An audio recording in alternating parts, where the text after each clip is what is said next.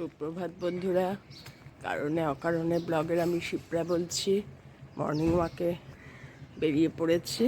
এখন 5:40 বাজে। আজকে সানডে,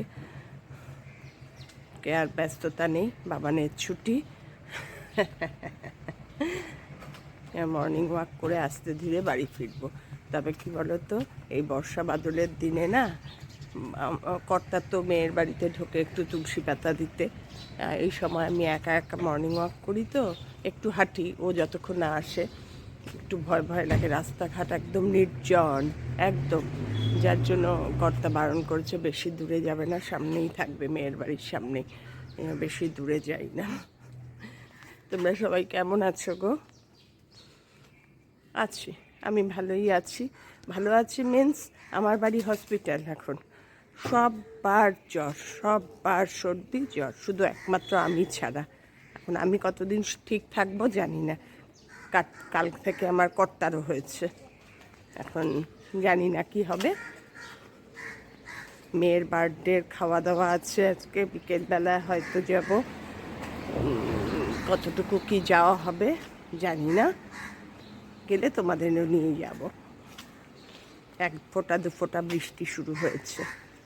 সকালবেলা এত মেঘ করে না, এত মেঘ করে যে বেরোতেই ভয় লাগে।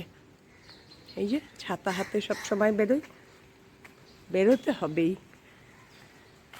চলো, বৃষ্টি শুরু হয়ে গেছে, ছাতাটা খুলি, তারপর আবার তোমাদের সঙ্গে কথা বলছি। এই মর্নিং ওয়াক সেরে একটু বাজার ঢু মেরে এই সব কিনে নিয়ে বাড়ি আসলাম। বাবানের স্কুল না থাকলেই কর্তার একটু বাজার যাওয়ার শখ হয়। নিজে তো এভরিডে যায়, ব্রেকফাস্টের পর একটু সাইকেল নিয়ে ঢু মেরে আসে। আমাকেও সকালবেলা বায়না করে, চলো একটু বাজার ঘুরে আসি। তাই বাজার থেকে আনলাম আজকে মোসাম্বি, এটা তো আমার আনতেই হয়। দুটো তাল, আবার তোমাদের দেখিয়েছি তালের বড়া একদিন, এরপরে আমার আরও 2 দিন খাওয়া হয়ে গেছে। এত তাল ভালোবাসি আমি, কষ্ট হলেও। তার সঙ্গে কলা একটু লাগে, একটু লাল শাক, একটু পাকা পেয়ারা, মানে শক্ত পেয়ারা হলে না খেতে পারি না দুজনই, আর পেঁপে। এই হচ্ছে আমার আজকের বাজার। বাজার ঘুরে এই নিয়ে আসলাম, তাই তোমাদের সঙ্গেও শেয়ার করে দিলাম। এই ঠিক আছে, এবার রান্নাঘরে কি করি না করি সব তোমাদের আবার দেখাবো। আজকে আমি তোমাদের করে দেখাচ্ছি কচুর শাক ইলিশ মাছের মাথা দিয়ে। ওই ইলিশ মাছ আনা হয়েছিল 10-12 দিন আগে, সেই মাথার 2 টুকরো 1 টুকরো দিয়ে আজকে কচুর শাক করছি, আর 1 টুকরো রেখে দিয়েছি, পুঁই শাক খাবে। কর্তা আজকাল মাছ খায় না, মাছ খাওয়া প্রচণ্ড প্রিয় ছিল, এখন বন্ধ করে দিয়েছে প্রেশার ধরা পড়ার পর থেকে। কিন্তু কচুর শাক খাবে ইলিশ মাছের মাথা দিয়ে। 1 পিস করবো, অল্প একটু কচুর শাক করবো। এই যে এনেছে, ঝুম্পা এসে কেটে দিল, তারপরে সিদ্ধ করে এখন জল ঝরাতে দিয়েছে, এই এখন রান্না করছি। তাই আমি কীভাবে করছি কচুর শাক ইলিশ মাছের মাথা দিয়ে তোমাদের দেখাচ্ছি। দেখো, ঝুম্পা কচু শাকটা কাটতে গিয়ে বলছে বেশ চুলকাচ্ছে হাতটা যেখানে লাগছে। এখন জানি না কীরকম হবে, কি করছি। তবে এরকম হয় না জেনারেলি, আমাদের যে কিনে আনে, ভীষণ ভালোবাসে কচুর শাক খেতে আমার কর্তা। নিরামিষটাও ভালোবাসে, নারকেল ছোলা দিয়েও ভালোবাসে, তখনও করেছি। এখন ইলিশ মাছ দিয়ে আরও বেশি ভালোবাসে, যখন আছে। ইলিশ মাছ তো আর সবসময় ঘরে থাকে না, আছে যখন ঠিক আছে নিয়ে আসো, করে দেবো। দেরিতে করছি এটা রান্না, ঝুম্পা এসে কেটে দিয়ে গেল, পরে করছি। নাহলে আগেই ঝুম্পাকে দিয়ে কাটিয়ে রাখি কালকে, আগে যদি ঠিক থাকে। সকালবেলা এনেছে না, আগে তো ঠিক নেই। আর টাটকা টাটকা করে খাওয়ার আলাদা। ঠিক আছে, করে দেব। আমি মর্নিং ছাড়া রান্না করি না, তাও ঠিক আছে করে দেব। মাছটা এবার ভেজে নিই। আগে মাছের মাথাটা 1 পিস মাথা দিয়েই করবো, অল্প একটু, কারণ বেশি কাটা টাটা হয়ে গেলে না আমার আবার খেতে খুব অসুবিধা লাগে। গন্ধটা ভালো লাগে, কিন্তু ওই যে মাছের ভেতর যে কাঁটাগুলো, মানে শাকের ভেতর, আমার খুব অসুবিধা লাগে, এই জন্য বেশি মাছ দেবো না। কচু শাক সেদ্ধ একটি ছোট বাটি করে তুলে রাখছি, ওটা কালকে ছোলা দিয়ে করব। এত ভালোবাসি যে আমরা সবাই কচু শাক। মাথাটা ভালো করে ভেজে তুলে রেখেছি, 1 পিস মাথা। আর এবার ফোড়নে দেব হচ্ছে শুকনো লঙ্কা, আর কচু শাকে যেটা দিতেই হয় ফোড়নে, নাহলে গন্ধই আসে না, মেথি। অল্প একটু মেথি দেবো, বেশি দেবো না। মেথি বেশি দিলে আবার তিতো লাগে, কিন্তু মেথি না দিলে গন্ধটাও ভালো হয় না, ওই জন্য একটু মেথি দেবো। মেথিটাই হচ্ছে আসল। আর একটু পাঁচফোড়ন দেবো। পাঁচফোড়ন দিয়ে মেথিটা গন্ধের জন্য দেওয়া, কচু শাকের গন্ধটা হওয়ার জন্য। এবার কচু শাকটা ছেড়ে দেবো।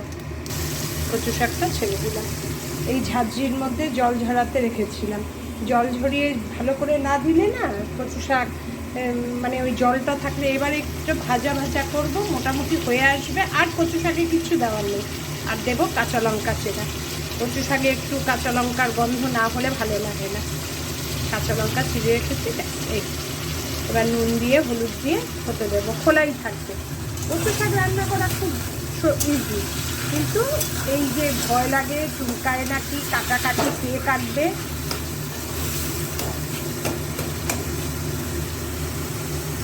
রান্না করার ঝামেলা আমার খুব একটা নেই। আমার জিনিস হচ্ছে কাটাকাটি করে দেবে কে, সেটাই। কাটতে আমার ভালো লাগে না, আর আমি কাটতে ভালো পারিও না, সোজা কথা।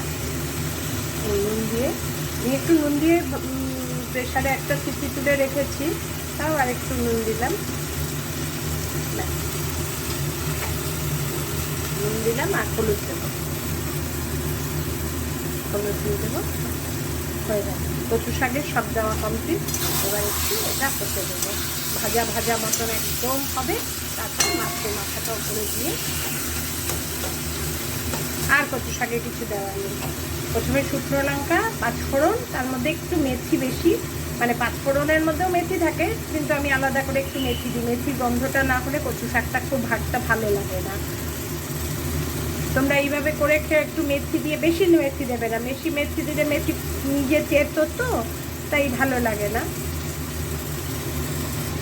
তোমার কচু শাক রান্না করতে দাঁড়িয়ে থাকতে হবে না, এইভাবে নুন হলুদ দিয়ে ফোড়ন দিয়ে বসিয়ে রেখে দাও। গ্যাসটাকে মিডিয়াম টু লোয়ে করে, বেশি বাড়িয়ে দিলে নিচ থেকে পুড়ে যাবে, কিন্তু শাকটা ভালো ভাজা হবে না। এর জন্য মিডিয়াম টু মানে হাই টু মিডিয়ামের দিকে, একদম লোয়ের দিকে না করে, এবার খোলা ঢাকা দেবে না, দিয়ে রেখে দাও। কিছুক্ষণ বাদে বাদে এসে নাড়াও, ব্যাস। কচু শাক রান্নায় কোনো ঝামেলা নেই, দারুণ টেস্টি, দারুণ মুখের স্বাদ আনে কচু শাক। এই আমাদের জেনারেশন পর্যন্তই খাওয়া হচ্ছে এইসব। কিন্তু কি বলতো, রেস্টুরেন্টে গেলে, কোনো বাঙালি খাবার বা কোনো পাইস হোটেলে গেলে এইসব রান্না ভালো থাকে, তখন সবাই হামড়ি খেয়ে এইগুলোই খায়। কি বলবে বলো। আমি এইভাবেই কচু শাক করি, আমি এইভাবেই করছি, তোমাদেরও দেখাচ্ছি। আজকে আমার কর্তার আর কিচ্ছু লাগবে না, এই কচু শাক দিয়েই হয়ে যাবে। তারপরে তো তার সব ভেজিটেবল আছেই, ব্যাস। আমার কচু শাক হয়ে এসছে, বসিয়ে দিয়ে আমি চলে গেছি ছাদে জামা কাপড় মেলতে। এই আসলাম, গ্যাসটা কোনো লাগালাগির ব্যাপার নেই। এবার মোটামুটি ভাজা হয়ে গেছে, খুব একটা ভাজা হয়নি এখনো। এবার আমি মাছটা ছেড়ে দেবো, মাছটা দিয়ে আবার একটুক্ষণ হতে দেবো। 1 পিস মাথার 1 পিস, আর 1 পিস রেখে দিয়েছে, বলছে পুঁই শাক আনবো, পুঁই শাক দিয়ে করবে। আমি বললাম ঠিক আছে, তুই যেভাবে যা বলবে তাই, আমার কোনো আপত্তি নেই। মাথাটা না বেশি ভাঙবো না, বেশি ভাঙলে বড্ড বেশি কাটা হয়ে যায় চারদিকে। এইভাবে দিয়ে রেখে দেবো, কচু শাক দিয়ে ঢেকে মাথাটাকে। এর মধ্যে এবার মাথাটা ভাজা, ভালো করে ভাজা, তাও কচু শাক দিয়ে ঢেকে রাখলাম, ওই গরমের ভাপে ভাপে নরম হয়ে যাবে। এবার হোক, আবার তোমাদের যখন নামাবো ফাইনাল লুক দেখাবো। আমার হয়ে এসছে, এবার একটু ভাজা ভাজা হবে, হয়ে যাবে। কালারটা চেঞ্জ হয়ে গেছে দেখো, আর একটু ব্ল্যাকিশ টাইপ হবে, নিচ দিয়ে লেগে লেগে যাবে, তাহলেই বুঝবে আমার কচু শাক কমপ্লিট। এইভাবে বানিয়ে খেও। কচু শাকটা খেলে কি বলো তো, মানে সব কিছু শরীরের পক্ষে ভালো। এই যে এত আজকাল বাইরের খাওয়া ফাস্ট ফুড, তারপরে যদি এইসবগুলো একটু না খাওয়া হয় না, শরীর ঠিক থাকবে না গো। এই জন্য মাঝে মাঝে এগুলো পারলে ছুটির দিন টিন দেখে তোমরা বানিয়ে খেও, যারা আমাদের ছোট। আর আমাদের বয়সী যারা, তারা তো খাচ্ছই, খাওই এসব। একটু জ্ঞান দিয়ে দিলাম। আমার কচু শাক রান্না কমপ্লিট। ইলিশ মাছের মাথা দিয়েছি বলে আর ছোলা দিইনি। তবে কচু শাকে একটা জিনিস, একটু তেল বেশি দেবে। সর্ষে তেল দিয়েই করো আর রাইস ব্র্যান দিয়েই করো, হোয়াইট অয়েল দিয়ে করো, একটু তেল বেশি দেবে। এটা শুনলে আমার মেয়েরা হই হই করবে। বাইরে ফাস্ট ফুড খাবে, কিছু ক্ষতি নেই, বাড়িতে একটু তেল না দিলে না রান্নায় টেস্ট আসে না। যদিও মানলাম তেলটা কোনো খাওয়ার জিনিস না, কিন্তু এইটার মাধ্যমেই টেস্ট আসে না, সেটাও একটা ব্যাপার। এই হচ্ছে আমার কচু শাক রান্না। এইভাবে করে খেও, দারুণ লাগে খেতে। মাছের মাথা দিলে একটু ছোলা ভিজিয়ে রেখে সিদ্ধ করে দিলেও দারুণ টেস্ট হয়। ঠিক আছে, আমার কচু শাক রান্না দেখিয়ে দিলাম।